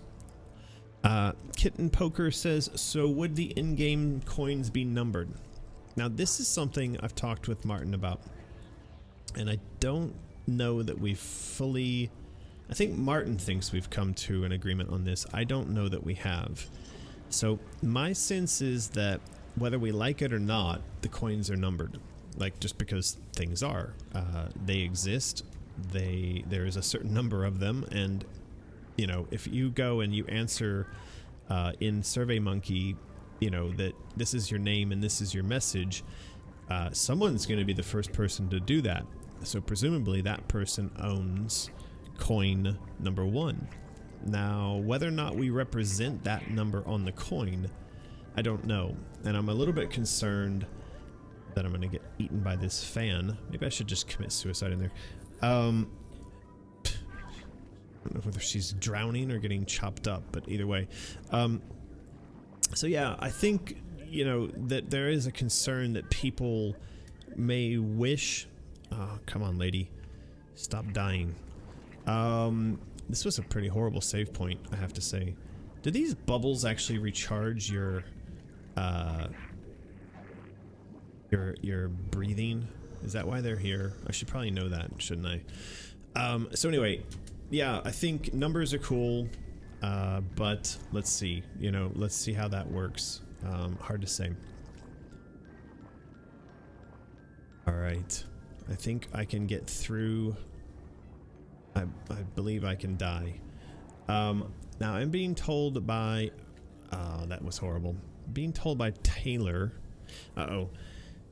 Too many super chats too fast. Valkian24 sends $2 and says, have you considered making the levels open-ended?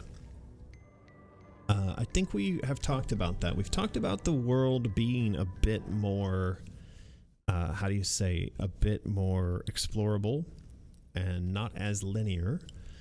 And so, you know, how open-ended and how explorable, we don't know just yet. Does that mean that there's sort of like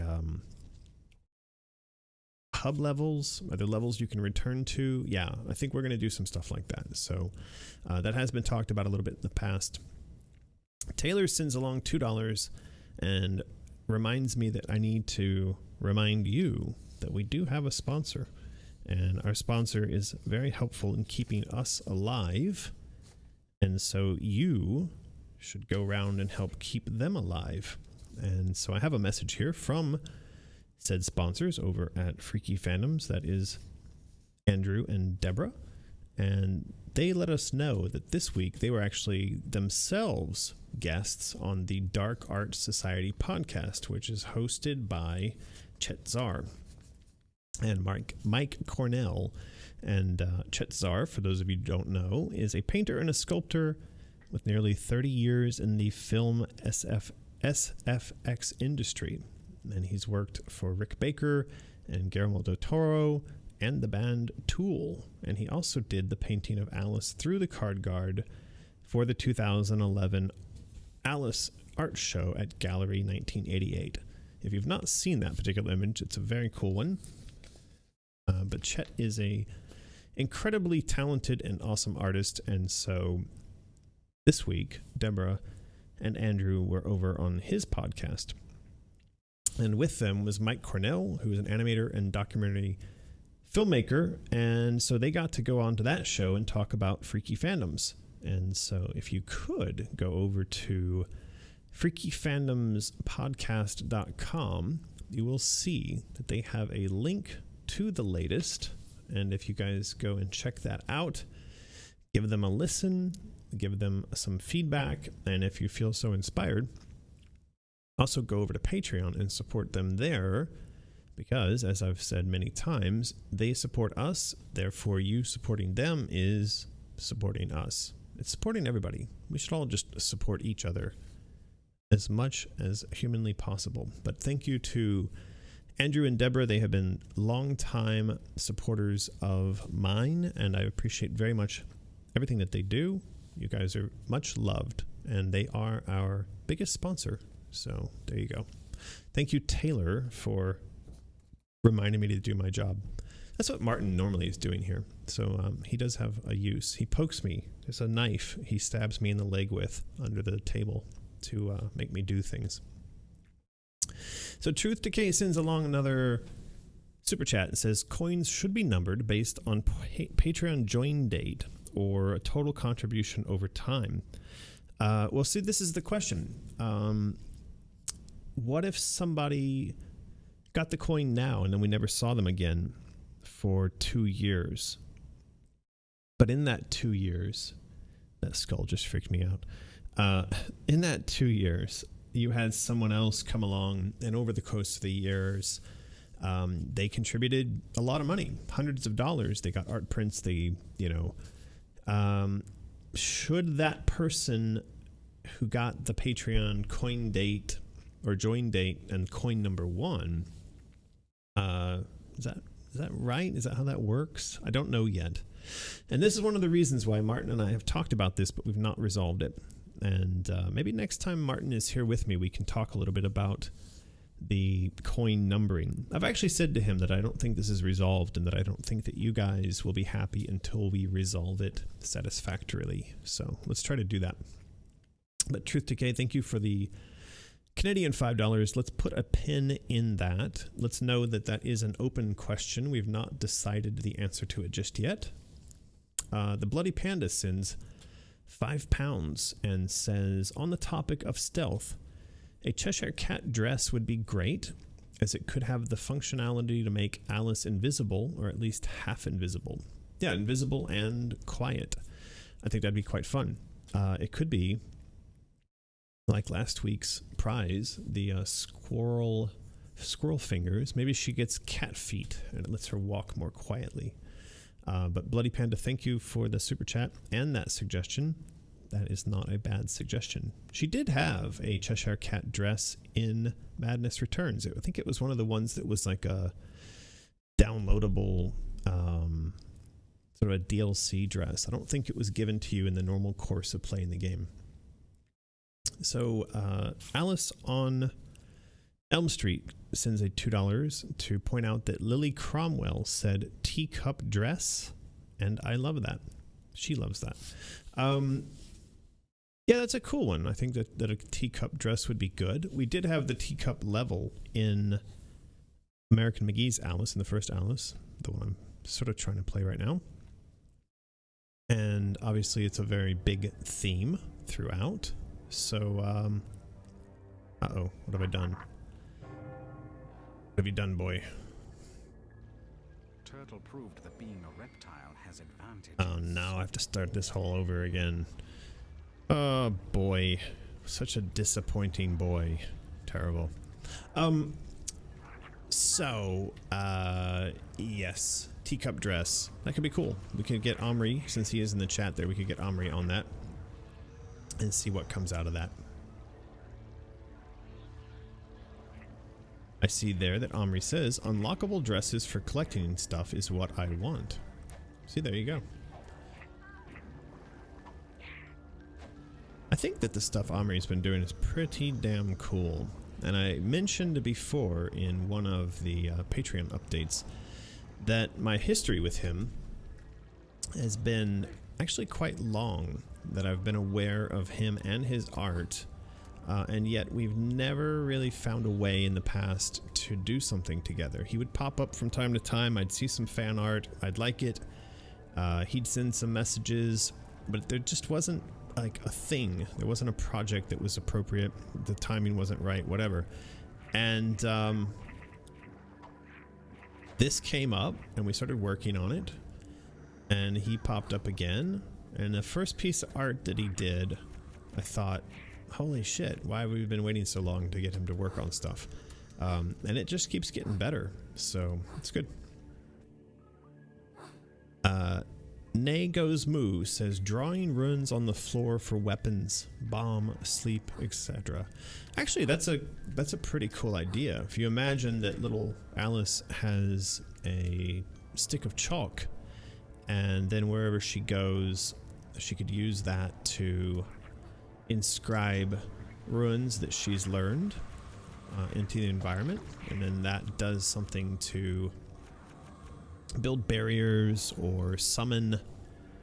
Uh-oh, I've skipped 2 super chats. This is why Martin is normally here. Thank you, Ice Killer. Very much appreciated. I'm not skipping the 2 super chats, it's just that they kind of fly by too quickly. So we got the Truth Decay coin thing done, correct? And then Fictional Ain, I think I might have missed this one. I like jacks as weapons. Clear multiple enemies, jacks are bombs, ball detonates.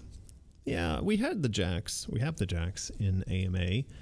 I think in AMA they always felt a bit underpowered to me. I do believe that they're kind of seeking, and they bounce and they seek. But I mean, as you can see, as I'm playing through the game, I barely ever touch them. So we could bring them back. You know, there was something I was thinking about the other day. I said to Joey to try to do cup and ball. And then I had this idea for cup and ball as a weapon, that if you had the game controller in hand, that you might actually, because, you know, these days they all have force and kind of, I hate that stuff. It's usually implemented really badly, but there is some stuff that's been done all right, where like you had the controller in your hand, you could actually emulate the kind of trying to get the cup into the ball on screen. But this idea of jacks, it could be that we actually see her on screen. You know, you throw the jacks, but then there's maybe some ball bouncing mechanic, or just a button press to continue the ball bouncing. And as long as you're successful in keeping the ball bouncing, the jacks stay out there killing people. Could be fun. So, cool idea from Fictional Ain in that super chat. Thank you very much. Ice Killer sends $2.01. That is a strange amount, and I think that is very kind of you, though.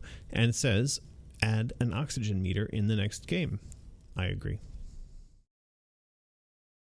The Bloody Panda sends £5 and says, on the topic of stealth. Oh, we did this one already. Okay, I think I'm all caught up there. Ice Killer, what do you think? I think so. The Bloody Panda's back and says, if you were to make a full-fledged Alice Madness movie as part of this franchise, would you consider Del Toro as a director? Yes. I think that that would be great. I think he's an amazing director. There's a couple of the directors I've talked to on this topic. I think all of them would be cool. A lot of the ones I've talked to, I think we'd all be pretty happy with. The bigger problem is not the director. It's the financing. It's the funding. So we need somebody to come along and get the rights away from the people who are currently squatting on them.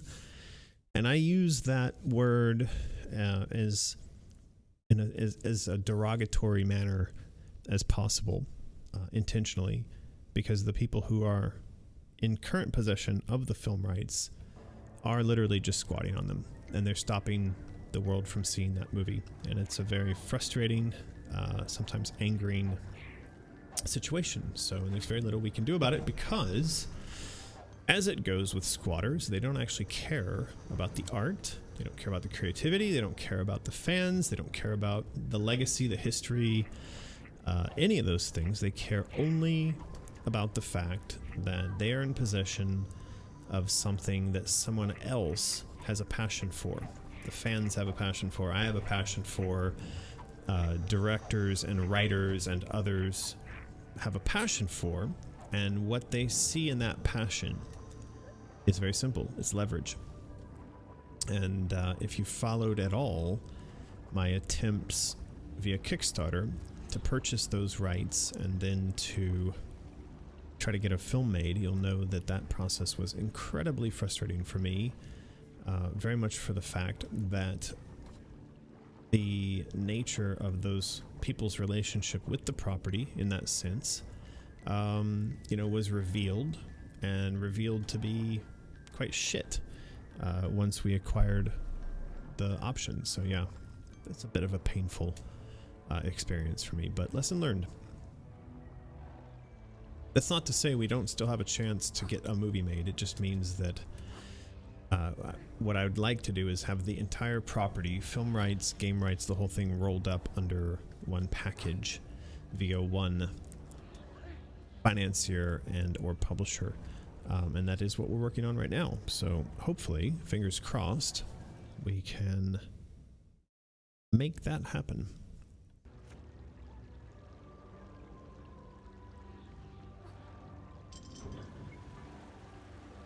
Yeah, Giggly Stoner mentions that Wes Craven was going to make the movie, and that part of the story is also really sad, because Wes was a good guy and he really wanted to get the movie made, and I went and spent quite a lot of time with him.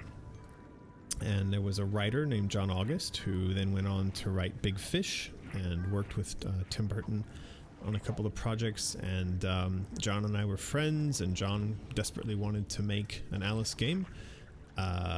And Craven got sick, so there was a health problem, and we had everybody there, everybody wanting to make this movie, and the timing just screwed us. He got sick, and then he got cancer, and then he got better, and I think he actually managed to make another Scream while battling cancer. But he finally, succumbed to it. He finally died.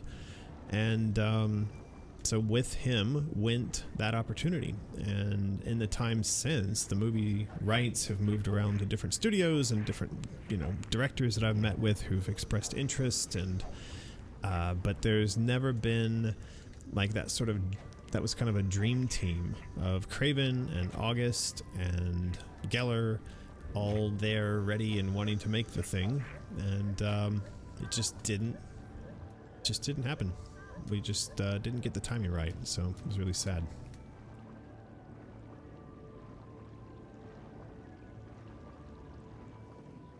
But we still have an opportunity, and we have people here in China, in fact, who are very much into films. We have directors here who are incredible. We have sources of financing here which would work. And so it's really just a matter, again, of timing. We just need to be in the right place at the right time, And that is what we're doing. We're trying to line up all these pieces between Chinese film directors and Chinese billionaires and Chinese gaming companies and American companies that make games and publish and want to do films and like all that stuff. And hopefully we'll get it all in alignment. Yes, I know, I saved. And once it's all in alignment, we'll manage to have a game, a movie, a book, a bunch of toys, you name it, it'll all be there. That is the dream. That is why we're here.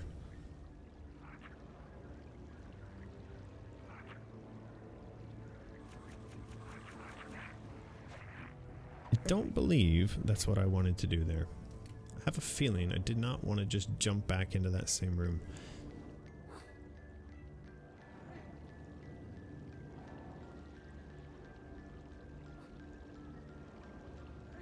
So, on with the questions. Uh-oh, actually I think it's contest time. And it's come up on 2 hours as well. So, I think what we're going to do, we're going to do one last contest. And then I'm going to call it a night, because I've actually not had dinner, and Yen is patiently waiting upstairs. I hope we did get through enough of your questions and suggestions.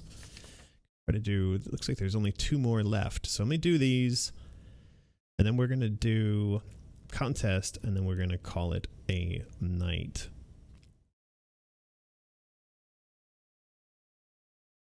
We've got a couple more here. Pirate Pudding has a suggestion. It says, my favorite enemy from the first game would be to have the army ants. I love the complexity of colonies of insects. That could be cool. And Courtney Joel sends along a suggestion. Says, love the card guard. And that would be great as an art print. And I agree with that entirely. I do think that the card guard is going to be our next art print. And so, speaking of things that you can acquire, we're going to give away an Alice Asylum license proposal booklet, or it's your choice, or an embroidered patch set. And so you get to choose. But first, Nightbot gets to choose you. And before we roll it, I do want to say thank you to everybody who's joined us tonight. Myself and Skeletor Martin really appreciate all of the support and all of the love that you've sent us. This was a bit of an odd stream. It's not as much fun when Martin's not here, I have to say. So, Martin, you're very much missed, even though I know you're there in the chat. It's just not the same without you. So please come back, Martin. Hopefully there won't be another typhoon that keeps you at bay, but last time I looked, if you look out here, there is actually another typhoon forming, and it's sort of heading this way. So who knows how long it'll be before we see Martin again. Come on, Martin, you can do it. All right, we're going to roll it. Nightbot says that Suvi Hananin, this is Suvi who said hello to Lulu from her Lulu. So Suvi, you have won, and congratulations on winning. So if you could do us a favor, send an email to mysterious@americanmcgee.com, include your mailing address, phone number, email address, and make it clear that you won during tonight's stream and what it is that you would like, either the patch set or the license proposal. And then we will get that mailed out to you. Suvi says she also misses Martin. Yes, well, he's very missable. So that, my friends, brings us to the end of tonight's stream. I am going to go find some dinner and say hello to Yin, and I will give some love to Lulu for you all. We will be back next week. We will still have new artwork. We'll continue playing through Alice. We should have for you also at that time an update on Out of the Woods. We'll still have 2 weeks to go until the end of the month for the Chaos Coin promotion. So if you've not got in yet, do consider going over to Patreon and supporting. Your support does bring to life all this fantastic artwork that we're doing. But at this time, it also gives you an opportunity for the low price of $35 for this 1 month to get your hands on a Chaos coin. Being a patron, there's one more thing about it, which is that you get early access to all of this cool artwork, and you also get to put your questions and suggestions into the comments over there, and you also get access before anyone else, and for a lower price, you get access to these art prints that we do. So there are a lot of good reasons to become a patron. Neo Lunar says, I would love the stealth aspect in the game, like in Alien Isolation. Alice Liddell meets Amanda Ripley. Yes, that is exactly right. I think that Alien Isolation is a fantastic game, very stealth focused, and that is exactly the direction we could go with this, with a young Alice. So thank you very much for that super chat. That's going to wrap it up for tonight. And so all of you have a very wonderful night, and we'll see you again soon.